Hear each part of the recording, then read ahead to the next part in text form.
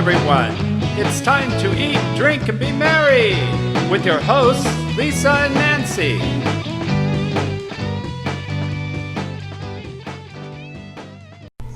Hey everybody, this is Lisa and Nancy with Big Blend Radio, and today we're in the barbershop. Not really. We're at the barbershop. Well, we kind of are, right? And we are in a 1927 barbershop nestled into Union Station in downtown Erie. But this is a brewery, Brew-Erie. Yeah, Brew-Erie. The Brew-Erie. Yeah. This is Chris, the owner here. Yeah. The Brew-Erie. Yeah. Mm-hmm. How long has it been? Has it always been here? So where we're sitting right now has been this barbershop we're sitting in, which is now, picture an old barbershop with a lot of glass, still original fixtures and mirrors and faucets. They're all still here. We've just turned it into like a little cool meeting space, which people absolutely love. But it was just part of our conversion of turning basically an old train station into a restaurant and brewery.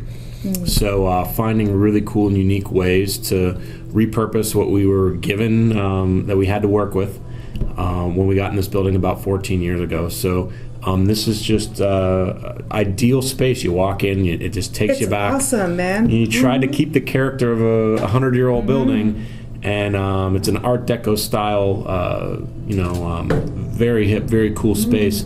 But, you try to make sure that you keep the integrity of that, yet still modernize it enough to be efficient and for fun. People to have a good time. Yes, exactly. Fun, it is fun. If you turned on those faucets, will beer come out? No, we haven't figured that one out yet. That would be like the Willy Wonka factory of beer. Of brew. Yeah. Maybe that should be our pandemic project. That'd be cool. That would be cool. Yeah. Mm-hmm. So this is exciting. We've got different beers, and we've also got sodas. Yeah. So we craft 14. You generally have 14 different beers on throughout the year. Actually, we probably about 50 throughout the year, but 14 on at a time. Then we always have at least 4 different sodas, signature sodas that have gotten very popular over the years. So if you guys want to start out here, we can talk our way through it, and I can tell you a little bit more about the spaces we're drinking. Yeah, so let's play with Uncle Jackson's Blonde. Yeah, Uncle Jackson's Blonde was the first beer we opened up with. Cheers. And cheers to you guys. And to you. 14 years. Yay. And hey, to the Ale-Trail. To the Lake Erie-Ale-Trail, yes, indeed. Yes, we'll talk about that. Yeah, so that blonde ale you're drinking, when we opened up, we talked a little bit. I like this. Yeah, a little bit prior to the show, we talked about, we were kind of a little bit ahead, 4 or 5 years ahead of the craft beer curve, especially in our region. So we tried to introduce a beer that was light, not very hoppy, not too malty, just light, clean, refreshing, traditional blonde ale. So that's what we did, and we're in a town where we're a big domestic light beer town. We always were, like a lot of towns, especially in this region. That's what they're used to. So we try to create something there's a little bit more flavor than your 30-pack beer that you might get. It's good. This is smooth. We call it our gateway beer. It's got a little bit of a ting at the back that is like. Do you remember Amstel? Amstel, yes. Like it's got that, it's smooth, and it's like smooth and creamy, but then it get that little Amstel. I can't explain it, like a Pilsner at the end. I don't know what I'm talking about that. We got a sweet tooth around here, so it's also like it's not bitter at all. It should have a little bit of sweetness going down. That's and good. I like again, we're trying to. Sly Fox is back. A sly, She's into this. This is. I'm starting to learn that you are you're a blondie. Okay, well, you produced one. Yeah, you produced one. Who's Uncle Jackson? So Uncle Jackson is part of the brewing history of Erie. Long before us, there was in pre-Prohibition, there was a company called the Erie Brewing Company, which has been remade since, but they basically created a regional favorite, which was Kohler beer. And Uncle Jackson was basically like their poster boy. There's an old guy. The Marlboro Man. Yeah, exactly. He was a fictitious character, but people... The most interesting man. Yes. And that's the role this guy played. There was actually never really an Uncle Jackson per se. There was a Jackson Kohler who owned it but they needed like something when TV had just hit. Yeah. And they're like, we need an image and a persona that's a friendly old like your uncle. So they created this Uncle Jackson guy, found a guy off the streets to be this character. That's funny. And not only did he make over 50 TV commercials for them, but he also became like the face on posters and signage, and it was just Uncle Jackson's Kohler. So this was exactly a lot like that, but much more grinning. This is much more fun. Yeah, exactly. Much more grinning. Yeah. So yeah, that's our blonde ale. So this goes into history, and so it's interesting that you started the brewery. And so you're in history now. We're sitting in history, and now you're getting this Ale-Trail. But like, were you always a beer drink? Did you drink beer when you were in high school? You know what's funny? I don't think I didn't get into beer until I was I think maybe a senior in high school. I had a couple, and they were lousy beers, and you drink whatever you get your hands on at 18, but it's right? wrong though. Yeah. So in college, it's funny. I went to college and learned how to make beer in college. I actually took a course. When I was 21, I took a course how to make it, and it was a lot of fun. I decided to go home one summer and intern and do basically a sales marketing job with a brewery. That's cool. And learn the ropes and learn what you can do and what you can do better, and created a little plan for them and submitted it, and as part of my graduating classwork. So when I did that, I'm like, you know what? There's a market. Yeah. There's a market for it, and we were untapped. We're just a great little niche town that we knew it could work if it was done right. So in 2000, I graduated from college. I did a business plan, did the field work, traveled all over the place. Anytime I could jump in a car and go to a brewery, whether it was in, the surrounding cities, we're 90 miles from Cleveland, Pittsburgh, and Buffalo. Those are spots that you go to find a couple breweries, or maybe to Chicago or Washington, D.C., or anywhere in between, and just go to breweries, try to meet a brewer or an owner, find out what you do and what you don't do, more importantly, the pitfalls that everybody finds themselves in. So spent from 2000 to 2006 doing a business plan and a lot of homework, and we finally opened our doors in September of 2006, which is 14 years ago. Wow. Good for you, man. Cheers to you and to Uncle Cheers Jackson. To you girls, yes. Yeah, that's what I remember used to do. Here's to Captain Pitts. Who was Captain Pitts? I don't know who Captain Pitts was, but we used to do. Nobody Okay, we won't get knows. into drinking games. Speaking of college and beer, Are you supposed to put on your head? I showed you our Portofino stealth bag for our Wiggy. We call it Wiggy time. So this is Wiggy time. Across the country. So because you take your first sip, it goes down, and then you shake, and that's Wiggy time. They met, the husband and wife team, Marissa and her husband Gunnar, met in college. He took her beer. Is that how over a keg. They met at a keg party, and he finished the rest of her beer or something like that. But, And then that's the result. And the rest is history. so I love this. This is really I do. good. I do Well, I'm like glad. it. I think this is very nice. We make that for an entry-level beer that's non-offensive and you get anybody off the street. So, But we'll go Good tasting. deal. We'll be good. We'll be good Yeah. on this show here. so Apparition Amber. yeah. So speaking That's of a good history, name. Oh, is it haunted? So we are, for those in our area and region, know Union Station to be a very active place. So I will say when we got into the building many, many years ago, it was already known, and especially around Halloween time, the newspaper and the radio and the TV all cover, this place as being one of Erie's haunted spots. Awesome. So I'd always laughed about it and never thought much of it. Until I actually got in here and started pretty much living here around the clock. So over the years, weird things happen, things that I was warned about, and a lot of things I never saw coming. And some things you'd be like, oh, that's you have an explanation for science or some kind of reasoning for why something happened. But there's a lot of other things we could not explain over the years. So one of our first beers out of the gate that's been around this whole time is Apparition Amber. That's in honor of our resident ghost that everybody talks about, and some people talk to. Her name is Clara. And it revolves around a story about a young girl that fell down the stairwell over by the boarding docks. So it's a longer setup, but in essence, she passed back there. Weird things happen back there, and everything that goes wrong in this building, everything basically is blamed on poor Clara. She's the ultimate scapegoat, we say. So yeah, we named this in honor of her. Well, here's to Claire. And Here's to enjoy Clara. it. Yes. I wonder if she's hanging out with Uncle Jackson too. Could very well be. Never ask those questions. Well, this is. I love this. Again, you guys are. It's smooth. It just is like this is. It's like whoa. So the actual brewing process. When you think about tasting wine and you're swirling, smelling, and sniffing, or whatever you want to call it. No spitting. We do not do that because that's the same as spilling. You never waste. When you're brewing this, how are you getting? What's the procedure to make it that it is smooth, or is that something you do want?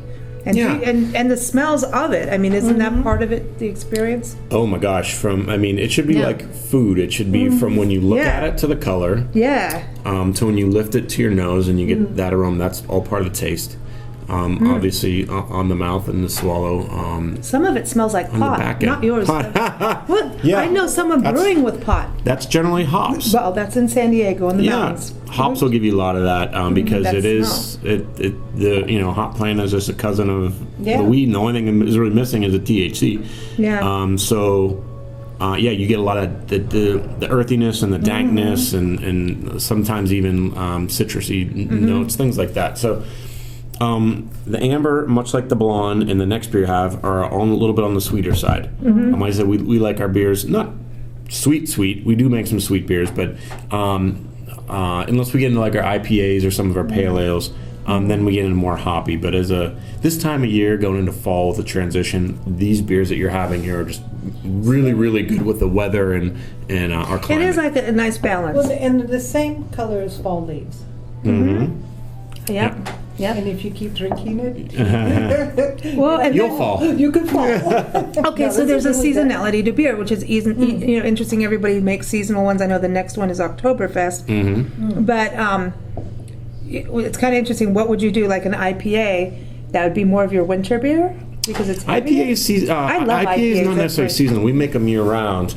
But we do switch things up quite a bit. For instance, again, two of the beers you have, one that you have yet to try, we do in mindfulness of the change of the season from summer to fall. Summertime is more likely to be light, fruited, very crisp.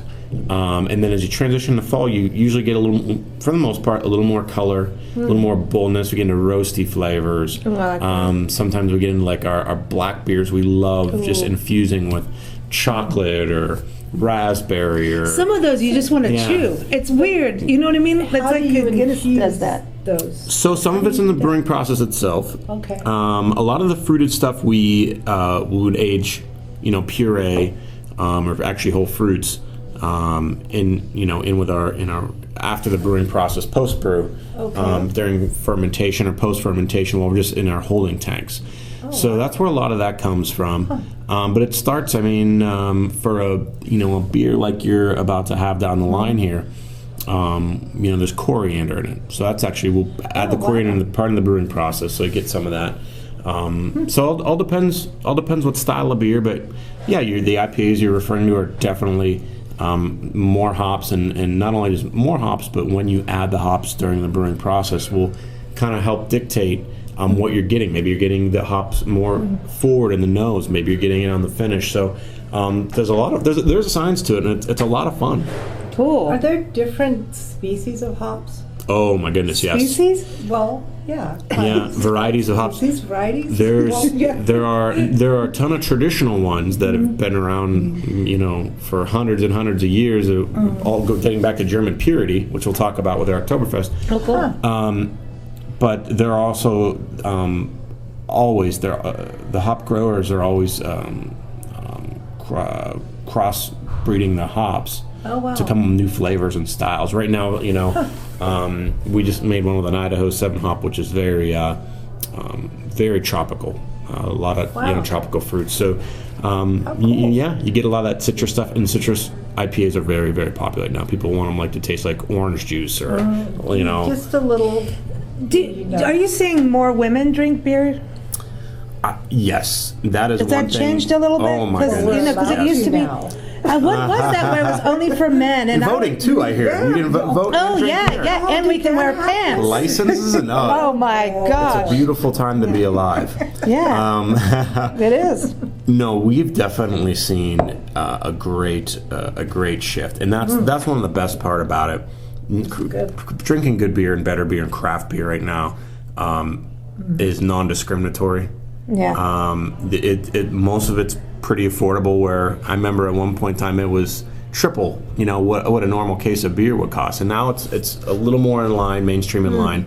Your big companies are doing it, so it's obviously cheaper for them to do it, and it ends up being cheaper to purchase. So that's fun. But yeah, I mean, ladies, I think like everybody, the palates have evolved, and all of a sudden there's all kinds of great stuff. You can get your fruited beer, your sweet beer, or maybe something that it wasn't more traditionally or stereotypically stuck to a necessarily a certain demographic or it's changed. I mean, even the wine, we were talking about that with Courtyard Winery.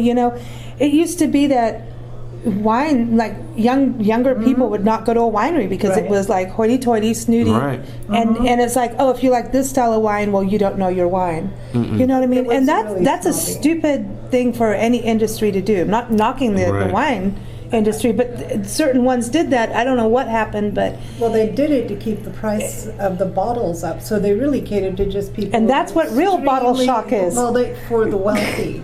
Wine was for the wealthy. And beer, and beer now. We're lowbrow people. Yeah, but it's changing. Beer wasn't for the wealthy, only wine was, and beer was for the rest. Beer was for the working man. Come home with a because they can make it. Yeah, you can make it out of grain and yeast versus fruit. In your bathtub. So so then you've got the copper pots out there. Now is that or kettles? Does that go in any form of beer making or? So they those ones that we're sitting next to are decorative. The ones in the back are obviously part of the process. So but back to who drinks. I think when we opened up, it was like 1% of the population, 1% of beer drinkers were drinking craft beer. Now over 20%, and that's only in a few years. Oh so wow! That's So this is just as the industry as a whole. Oh yes. Oh cool. Yeah. So people across country and across the world, and I remember when we opened up, Pennsylvania and America as a whole was so far behind the rest of the world as far as making real beer. All we drank was domestic light beer. The rest of the world was making real beer, and the rest of the world laughed at our beer. Now the rest of the world's looking at us and saying, "Holy cow! Look what America's doing with beer." And also craft beer at the time was more hoppy and more like the IPAs, and it was like I remember going out and in my 20s and going out and being one of the guys basically, and the girls going, I don't know how you can drink all that. I said, look, I don't care about weight or anything at this point. When it's good, but I enjoyed it. But I couldn't drink as much as the guys.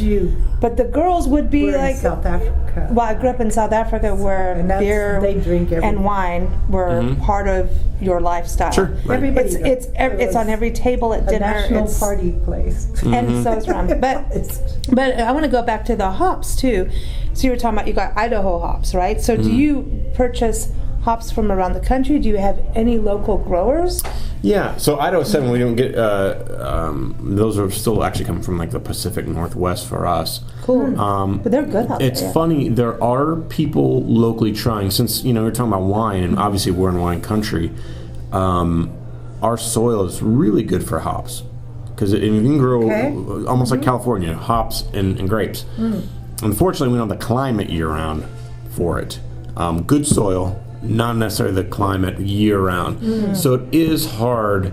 There are people locally trying to do it, but the amount you would need is astronomical. So economically. So we can do, this time of year in the fall, you can get the harvest from the summer and end up with a nice amount to do a beer or two. But to do year-round, there's just not the, not the availability and the quantities that we would need to actually brew. Not just one brewery, let alone 12 in a We town. were somewhere just now where we saw hops growing, and I think it was North Carolina, or was Sure, it? yeah. Are they growing their own out there? I think that's. Yeah. I can't remember. Everything's a blur. Cheers. Okay, have some more. What about the water? Because I just Water's remember, excellent. the water. I heard in beer commercials when I was growing up, that was all about. That's the why they say water Kentucky and the bourbon beers. is the best because of their water. Yeah. Bourbon versus whiskey of Tennessee, right? Yeah. So Erie water not only is perfect for brewing, when we have an ample supply, being on a Great Lake. Yeah. And we take that for granted, but there are other communities where water is not as accessible or Like plentiful. Yeah. Exactly. Right? Yeah. Yeah. So even in parts of California, what happens when there's a drought? Yeah. And water is, limited or at a premium.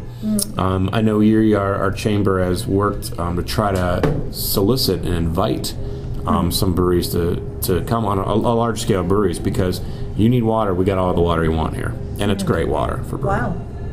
This is interesting, man. Yeah. I'm getting a science. Did you know you were going to end up being like in a science world? I mean, do you sit there with apparatus and put on like a white coat? Do you know what's No. funny? I just wanted to have a cool place for people to go and hang out and have like local food, local beer, local wine. So that's how it started. And now you end up, some days you're a plumber, sometimes you're the electrician, sometimes you're a mad scientist. Do you have someone working with you to brew? We have a head brewer. Billy does an awesome job. He comes up with some of these crazy beers you're about to taste. Yay. So it's just, you always have your traditional styles of beer that are just easy drinking and styles that have been around Way ahead of you. forever. But then we also do some really off-the-wall stuff that bring in people that are really enthusiasts or really want to try something they've never, come across before. This is awesome. These are. So the Amber. I'm sorry, I'm a beer drinker. My Nana was a beer drinker. My Yes, little she was. teeny Nana was, and I'm apparently put 4'9" that. British beer drinker. She was. She'd have her little beer every night, but Yeah. there's days where you just there's nothing can do anything other than a beer. There's like that. Yeah. You just that beer craving. You know. So okay, let's. This is You're really slow. I'm savoring. I think she jumped right to one of our favorite just seasonals excited. right here. Okay, Oktoberfest. So yes, Oktoberfest is a style of beer that goes back hundreds and hundreds and hundreds of years. That's good. Usually released in early September and That's what I say. celebrated. Everyone says October, right? No, September. a good Oktoberfest, whether it's today or 400 years ago, is gone by October. See, was it Bavaria So- that they started? I believe it was somewhere. I know it was in Germany. I don't know if it was Munich or I know it's still obviously celebrated huge in Munich.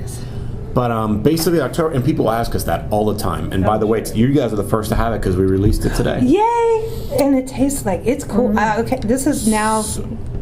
Each one's going to be my new favorite. Yeah. This is really So good. Oktoberfest was originally brewed for a king's daughter who was getting married, and it was a 2-week celebration leading up to her wedding, the 1st of October. So over those 2 weeks, they made this style of Why beer. October? Yeah, I get it. Yeah. It is basically a Marzen or a lager. It's got more color than some people might associate with a lager. It's kind of copper color. I like it. It is. It should be very clean and smooth. It should have a little bit of biscuitiness or breadiness to it. But other than that, easy drinking, and that's. But it has that IPA taste that I like. Without it being so heavy, but it's not. It's not. But you know, do you know what I mean? It's that. You shouldn't get the hops. You might get some of the mouthfeel. It's that there's something, and maybe that's what it is. I'm not a connoisseur who can write down on anything like this, but it is the same reason I like the pale ales and the IPAs and all of that. There's a certain, so it's going to be the feel then. The Sure. mouthfeel. And the one difference between that beer than any other one you guys are going to drink today is that's a lager. Everything else is an ale.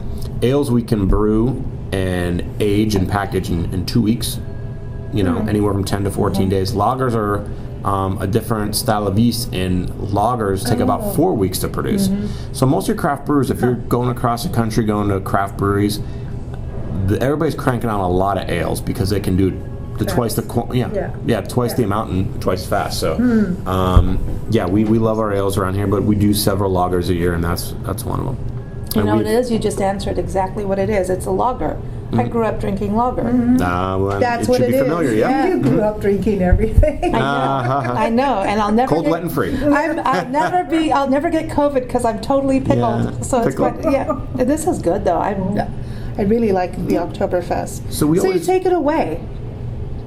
Okay, so now wine, you get your grapes and everything. They do this whole process, and it takes 10 years, like not 10 years, but you know what I mean? You can age it. Way, way long.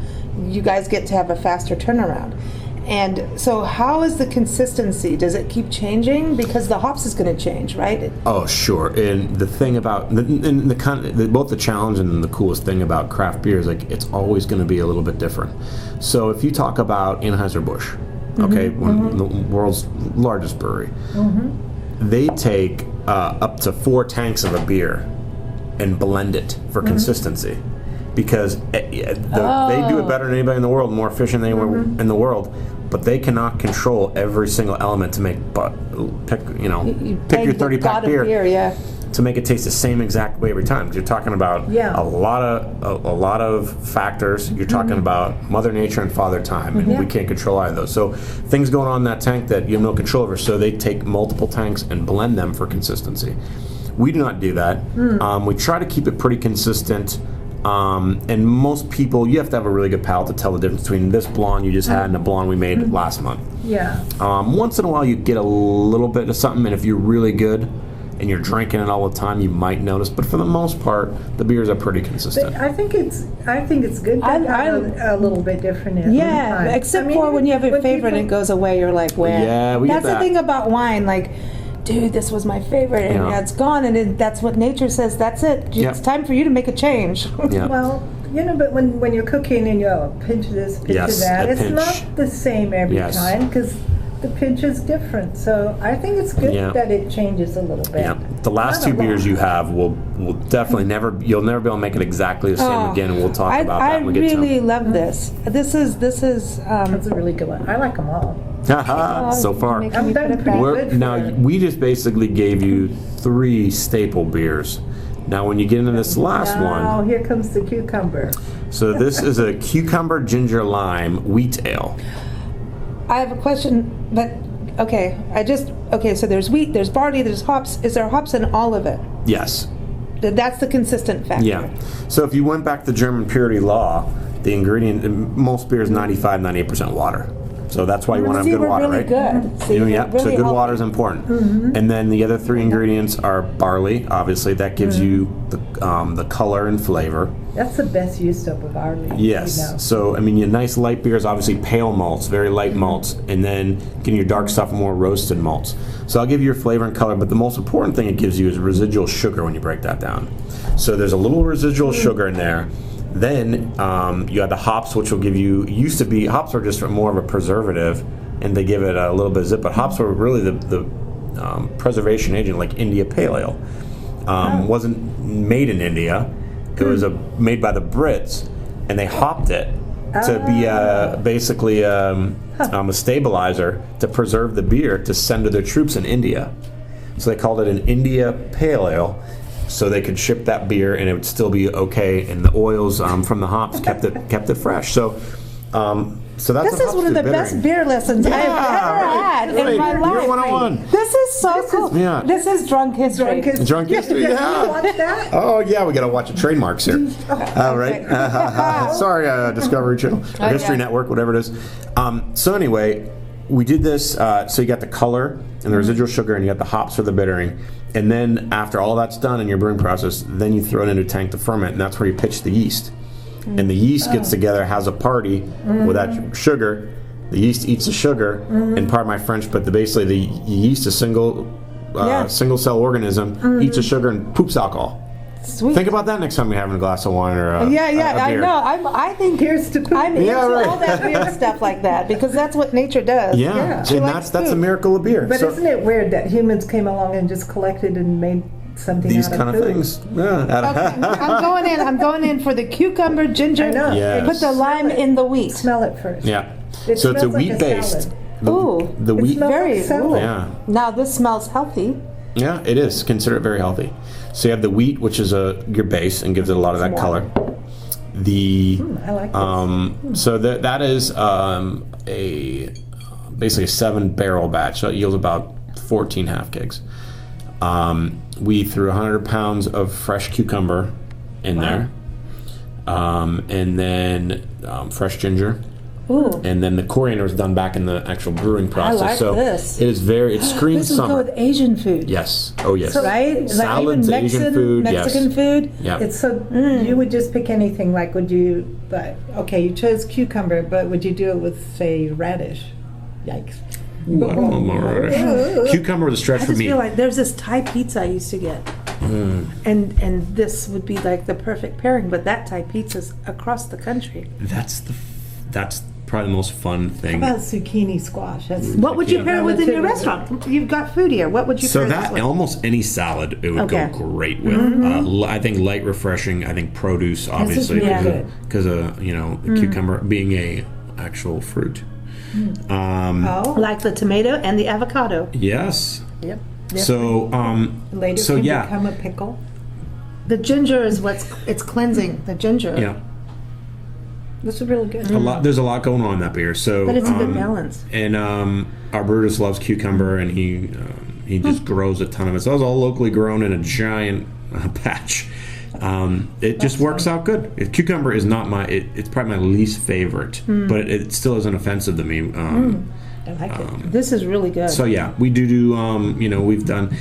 I guess the hard thing is when you're either boiling or adding stuff to age on, it's got to be kind of a bold flavor. Like we did squash one year for we called it Gourd Lord. We had squash and pumpkin. Hysterical. Unfortunately, squash and pumpkin have zero flavor when you basically boil it. Nothing. Yeah. You get nothing out of it. The flavors from a good pumpkin beer come from the vanilla, the nutmeg, or the cinnamon. Yeah, right. Right. Like a pie. Like nobody wants pie a yeah. It's not about the pumpkin. Trust me. No, it's not. If you ever just had plain pumpkin. Yeah. So we just try to bold flavors in beers that we'd like to make anyway, and sometimes it works out. Sometimes we have something like it just doesn't go over. Indian food too. It would be excellent. Yeah. What if you could pick a beer that's your favorite? I know it changes Lord, all the time. Don't do that to me. No, but you could spend time, like have dinner here in the restaurant. Bring someone, anyone from the alive or in the past that you could sit down with and say, okay, I'm going to have dinner with this person and like suck the knowledge out of their brain or whatever. You know what I mean? Just really have like some, have that moment in time that we never get to have, right? Who would you invite and what beer and what meal would you serve? Oh Lord, Just so many variables. I know. Well, I'll tell you, the right answer is Jesus, right? But he was a winemaker, so. But maybe he had beer. Maybe they lied. Maybe you could do a barrel of water into a good IPA. Beer. Yeah, right. So two American figures that ironically, and this is just by chance, two I remember growing up idolizing or loving, reading about or learning about in school. Abraham Lincoln and Babe Ruth. That's cool. When we got into this building, and for different reasons, and they're both obvious, I think, if you know your American history, whether it's politics or what he just did for freeing the slaves to leading our country when we were torn, to a guy like Babe Ruth that changed the game of baseball and was an orphan that became a superstar and is generous to kids and everything and he was a beer drinker. He liked his beer. Well, then here's before and after the game. Here's the Babe. So obviously being a fan of him, then we get into this building, Union-Station, which at one point saw 200 trains a day. Right now we're about 70, mostly freight, but a lot of passenger trains. Probably the two most famous people to ever stop here, Abraham Lincoln, Babe Ruth. Wow, so really? Babe and the Babe and Abe both stopped here, and so actually out in the tap room we had a local artist do like abstract drawings, portraits of them. So they're both out there. I was wondering what that was. Why? Yeah, that was because they stopped, and that was because I just have an infinite love for those two men. So, what's the story with Babe Ruth and the Cabbages? He used them for sweat or something on his helmet or something. Oh, I know what you're talking about. He used took cabbage leaves under his helmet because he was sweating so much. Yeah, and it kept his head cool. I've never heard that, and I've read a lot about Babe Ruth. Yeah, where did we get that? I don't know. You do weird things. So I Google weird things and come up with. They both. This was obviously a stop. We were not only we're between Cleveland and Buffalo, about 9 miles from each, but on the train line we are dead middle, right between Chicago and New York City. Mm-hmm. So people that were coming and going, this was like a natural halfway stop. So Abraham Lincoln 2 stops, once on his way to the White House when he was elected. Once on his funeral procession back. I was going to ask about his funeral procession. Came right back through. Wow. So that was that. Wow. He never got off the train, but he sat and did interviews and waved to crowds. And then Babe Ruth stopped, had a meal here at the end of the building. Cool. There's a diner. Wow. And then played a game at Ainsworth Field, which is our old semi-pro baseball field. And hit a storied home run. People still talk about it, going over the school in the background. And but played an exhibition game here with his all-star team. Now, would you serve him a club sandwich? Oh, yeah. Come on. I don't know. What would you serve? That is great. So, they wouldn't understand half of our beers because they would be, this is an ale. They're having that cucumber lime ginger beer. You think they'd I think nuts. The next one. You know why? Okay, so we went to the place where Abraham Lincoln's parents got married in Springfield, Kentucky, bourbon country. Yes. Horses, lots of bourbon. Yes. And we went to the actual cabins and everything and hung out there. So since I know the next one has a bourbon touch, right? Yeah, we'll talk about that. But now you really got me thinking about that. I think Babe would just like a blonde ale. Starting over. Yeah, he loved his ladies. He was always after a blonde bombshell. So she's drinking. Okay, wait. But that would have been a style that probably would have been around back then. I think he would have liked that. Oh, you think? Abe, our forefathers were all brewers, whether it was Lincoln. Cider, apples. Yeah, I like that too. But they all brewed, and they porters were popular back then. English style porters. Right, yeah. A lot of the English styles that came over when they were fighting to create this country, found this country, they were British styles. Yeah. So it would have been pale ales, it would have been porters, those more traditional beers. Yeah. That explains a lot about my taste, because growing up in South Africa and Kenya, everything was British influenced. Yes, mild ales is another one. Yeah, you don't see over here. Remember, the South Africans always said that the Americans could not make beers. Yes. And the wines. Brits, I'm saying it's changed now. But Americans went on cooking. I could say that because Gordon Ramsay's Scottish. Yeah. So. Yeah, that doesn't count. Right. Oh my gosh. Okay, so you're going to serve them Uncle Jackson? I think Babe gets a blonde, and I would say like maybe for Honest Abe. Well, how many beers do you have? I think a quarter. Right now we have 14 on tap, so there's a lot to choose from. But from that era, you want to give him some traditional. Now I know Babe loved his sweets, so he would never have tasted a sweet stout with chocolate and but maybe you want to introduce butter. Him to that kind of stuff. He loved the Zeets. He loved the Zeets. So what about food? And look, a train's coming through. You can hear it. It's literally right above us here. See, cool. Clara did that. Clara did it. Yeah. So what would you serve them from the restaurant? You know what? That's a great question too. I'm thinking Babe's going after a steak, like an Angus steak, but something more creative. I would say, Babe, you'd like our Pittsburgh style sandwich called a train wreck. So it's ham. That's a train. It's ham, turkey, Swiss, and then coleslaw, French fries on thick cut toast. See, you got the cabbage in there. Yeah, the cabbage. Right on the cabbage. So that's something he never would have had, but he would probably be like, you know what? Dig it. Yeah. Dig it. He's probably like, I'm thinking of New York. He's a Baltimore kid, but a New York City worker and a ball player, and he'd probably used to those deli sandwiches and things like that. And then Abe's a great one.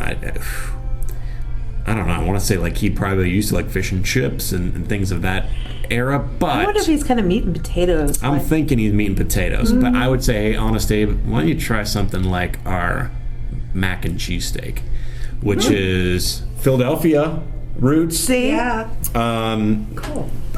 So macaroni, we take a bed of macaroni and cheese and then load it up with basically all the elements and ingredients of a Philly cheesesteak. So thin shredded steak, peppers, onions, mushroom. Cool. All over a giant plate of mac and cheese. So it is outstanding. We do that with buffalo chicken We do that with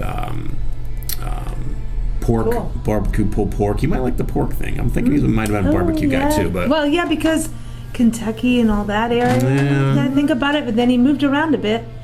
He moved around. Everybody thinks about him in Chicago, and you know, a lot of people know that guy. Yeah, they want. So, and he might like this next beer here too. Okay, let's talk about this because he'd probably think we're nuts for this one. So I'm excited about this. Is one of our barrel-aged beers. Oktoberfest and cucumber, ginger, lime, wheat. This is like one of the seasonals that it's like, here, come and run and get it. Sure. Yep. So come and get it. Get it now. So if you're listening out there, Oktoberfest we just do for the month of September. That cucumber lime wheat will probably be around for a couple more weeks, but that's one of our like transitional. We go from summer to fall. It's a nice transitional beer before we start getting into like our pumpkins and our spiced and our dark beer. So that's coming down the road. I want to come back to Erie. Yeah, right. Okay, so the next, what is? So this next one is from our barrel age series. This is a Belgian Double, which by nature a Belgian Double is higher gravity. It's about 7.5%, which is twice as most of these. So a higher gravity, the Belgian yeast strain gives a little bit of like a spiciness and a little kind of effervescent, a lot of stuff going on in a Belgian Double by itself. So Billy takes it way over the top, adds fresh mangoes. Wow. My favorite fruit. Fresh peaches. Wow. And here we go, fresh habanero. Oh, dude, you have no idea how excited I am about this now. So sweet. Dude. It's a sweet beer. At the end, you're going to get a little. It's not a hot beer, but you'll get the little bit of spice habanero. And then after all that's said and done, you have this crazy wild beer going on. You're like, that's a lot. Then he aged it for a year in bourbon barrels. Yes. Wow. So that is a year-old beer right there. That aged in Kentucky bourbon barrels. Was it Kentucky bourbon? Oh, yeah. See, when we went to Rocktown Distillery in Arkansas, in Little Rock, first distillery in Little Rock since Prohibition. And he had to fight for that. And I think in the state of Arkansas, and they're growing hops, not hops, all the grains out there, right? Then he had to fight to be able to serve cocktails in his distillery, and he won. He's a badass. Yeah, he's a serious. Like, no, you will change this. We need to change this. And when we went on the tour and everything, he was showing these barrels go off from me, and I send them off to breweries. Yeah. So that's why I was asking. Yeah, a lot of breweries are barrel aging. So okay, so they're generally high gravity beers. Going in. They age well. Smell. Yeah. I know. One of the best cocktails I ever had was. It was a martini with passion fruit, and there was it was like a habanero. And if it's done right, it's good. It was a Peruvian restaurant that we were at, and then they had avocado and on the side, and as food. Like, I know that this is going to be like what I've been chasing for years after that restaurant. Yeah, that is probably the most. I call it a busy beer because there's a lot of flavors going on. How it goes from this to that, you get the kick at the end. Oh, yeah. People need this over Thanksgiving. It's good as a, that's not a beer you want to drink all night because it'll bury you. It's a good standalone beer. Oh my god! I always say it's great like after a meal. It's like one of those. Don't you think at Thanksgiving, like everybody's all that might wake everybody up? It's not even like a beer to me. It's more like a this is if you had it blind, you might not. I wouldn't think it was a beer. Yeah. Yeah. Wow. A lot going on. So we gave you a short sample on that. This is like a jacked up ginger beer. With, you know what I mean? Jacked up because I kind of feel that. Got that zippiness, yeah. But then it's got to let it rest a bit in your mouth. I like it. No, you ain't taking this away. She's gonna growl now. Well, I'm impressed that you guys, 9 out of 10 drinkers, not 100% not for them. But, this is for the very, very small segment that like pushing the envelope with beer. And you can feel. I think the bourbon comes in at the end, not necessarily the pepper. Right. Right, and you would think the pepper comes in at the end. Yeah. But it's there, and it does that slow burn. But that bourbon, they like each other. They like each other. They do. Some things just work together. We found that fruit with a little bit of pepper. Yeah. So that's how long you can do that. Wow. It only took a day to make and 2 weeks to ferment and be ready. and we serve some of it like that. But this we put half of it away in wood in bourbon barrels. So how long do you get? I mean, how many barrels can you do of this? Like we just normally do of something like what you have right now. We just do like 2 barrels. Special. So that's it. Well, thank you. We got very special. That's a very limited beer. So oh my God, I'm so happy. Yeah. I'm happy. This is my happy place. Yeah. So we always try to have like one bourbon barrel beer on. I'm gonna make cake icing. You're getting you're getting a little color in your cheeks there, Nancy. I know. I'm like, I feel like a cat. You drink all start those. Playing with things. So a lot of good flavors. And then there's like a toffee flavor that, like, when you smell it as you drink, if you just like breathe in. Mm-hmm. Oh my gosh, there's like a toffee, like that's the mango coming. That caramel. Yeah, now I want to chew on it. Mm-hmm. Wow. It's thick too. For the mouthfeel, you can see it just looking at compared to the other beers. It's a it's like and then just let your tongue fly and let it go down your tongue. Just like let it take a slow journey back. I mean it. Slow journey. Just do it. Just you could write a song over it. Like your tongue's a riverbed, and then let it slowly go back. That's so good. No, just do it. It feels really good. Now you got the giggles, but it feels so good. Like it tastes like really, really. Well, it's fizzy under the tongue. I sound like Linda Kazam. It's a little peppery on the back end. And it is. I'm going to tell her you said that. And it is.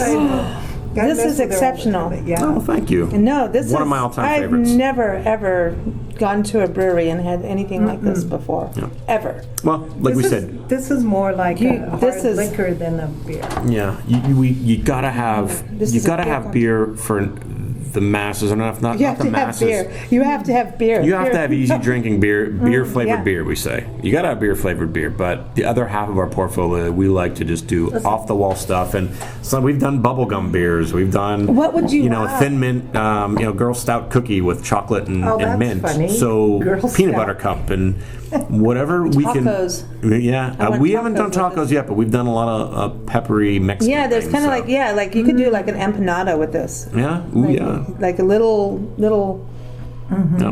Well, beer is food, right? See that? Right. Well, it is because a Guinness. On it and that's how all those Vedics really made it. Good international flavors. Mm-hmm. The beer, the world with beer. Exactly. That base this beer is you're such drinking. a multicultural town. Yeah.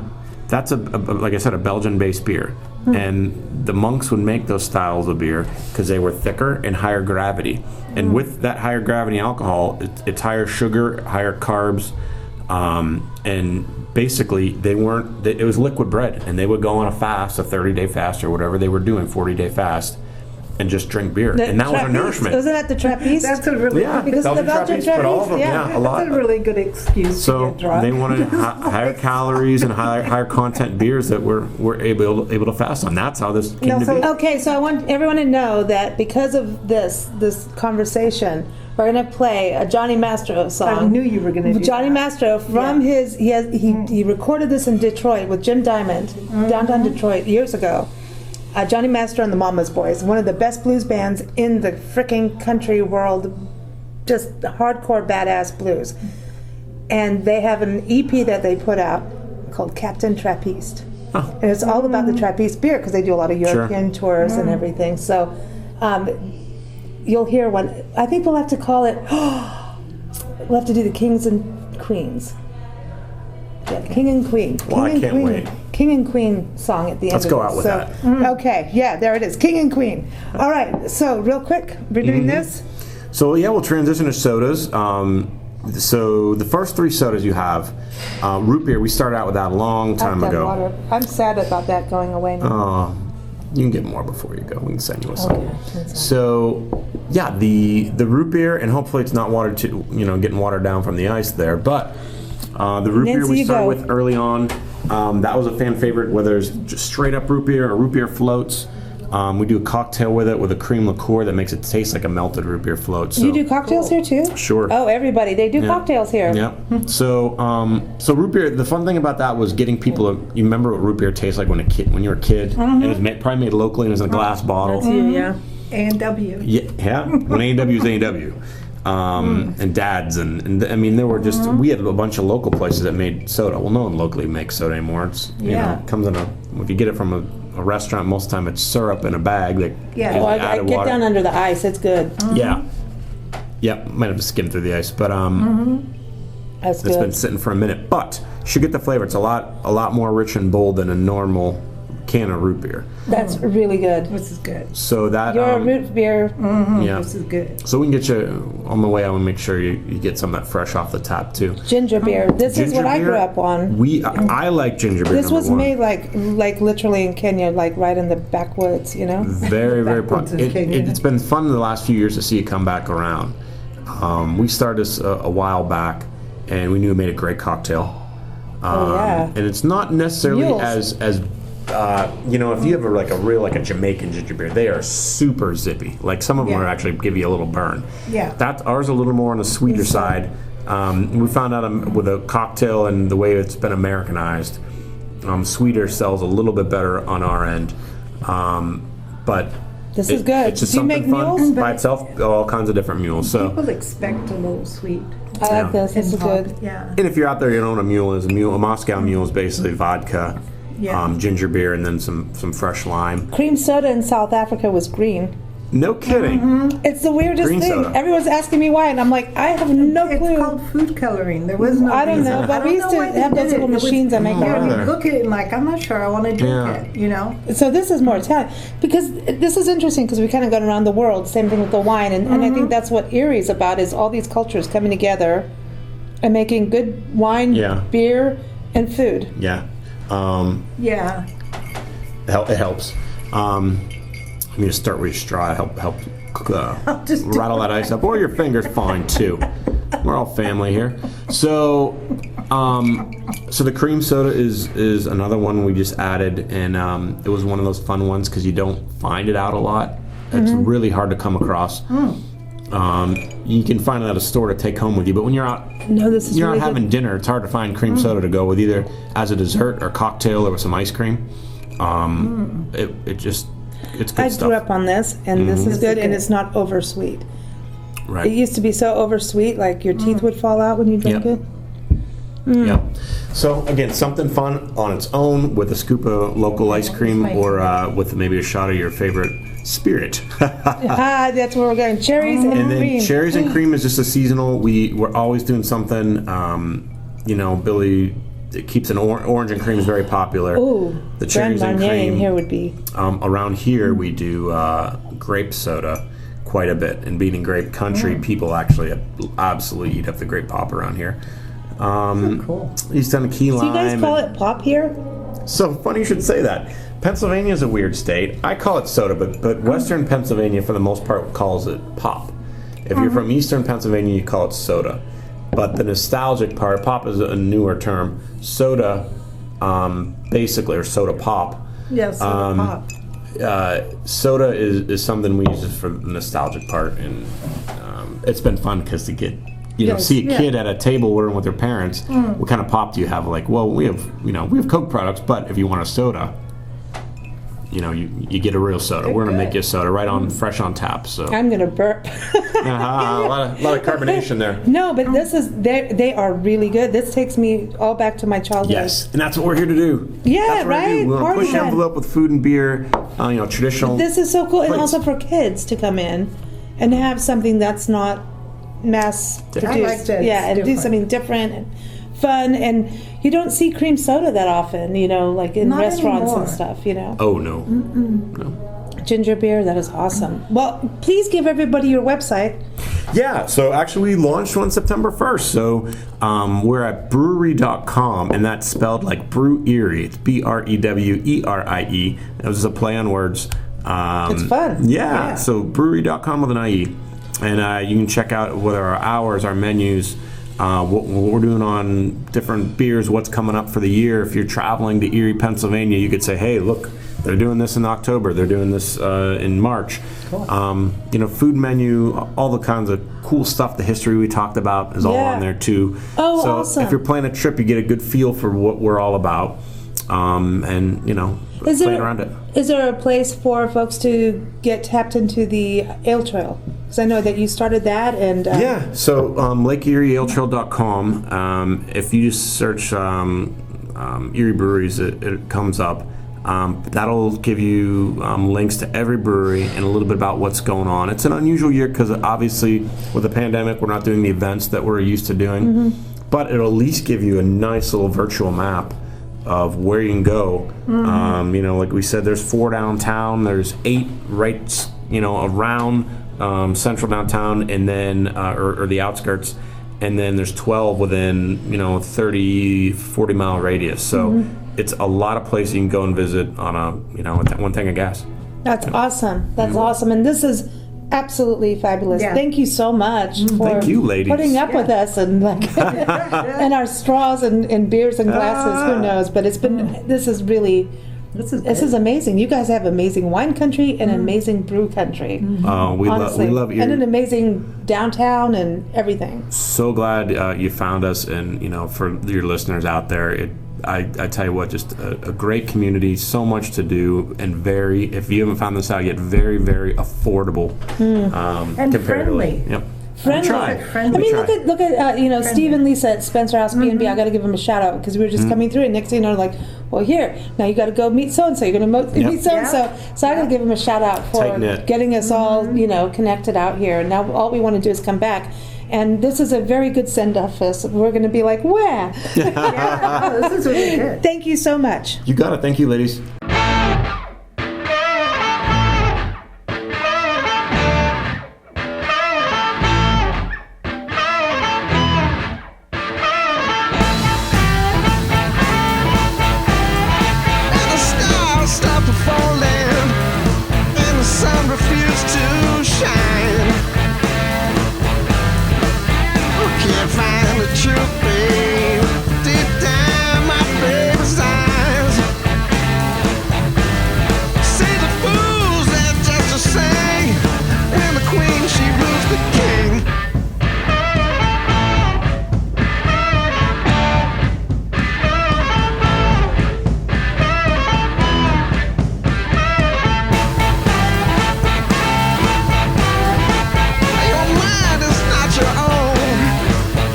Shadows are yours.